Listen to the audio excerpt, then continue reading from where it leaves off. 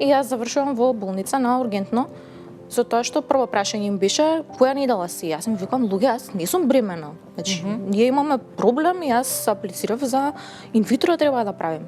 Ме гледаат на ехо и повторно не увидуваат нешто. Меѓутоа докторката вика, јас сум убедена дека е тоа. Оди во лабораторија да се испиташ преку крв.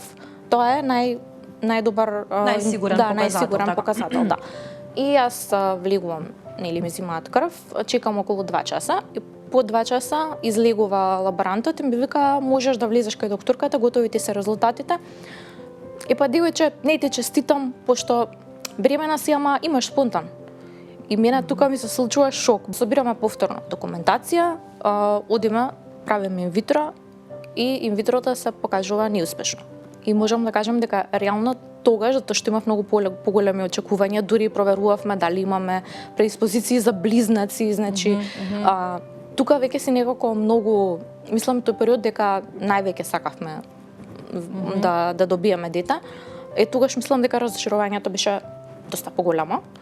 Тука се случи исто уште една немила случка. Почина моја другарка, една од најдобрите другарки.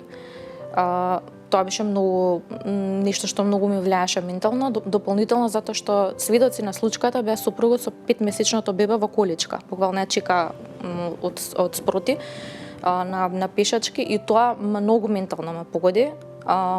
Значи почнав да размислувам до степен, па дали јас сакам на овој свет да донесам дете, да живееме во вакво општество, во вакво.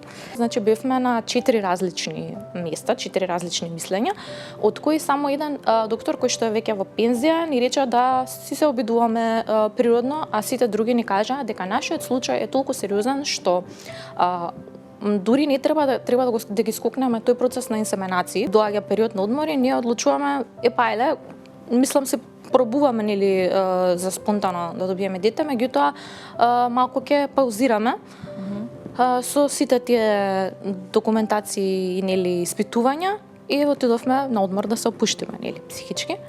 И тука се случува уствари присвртот, кога јас забременувам.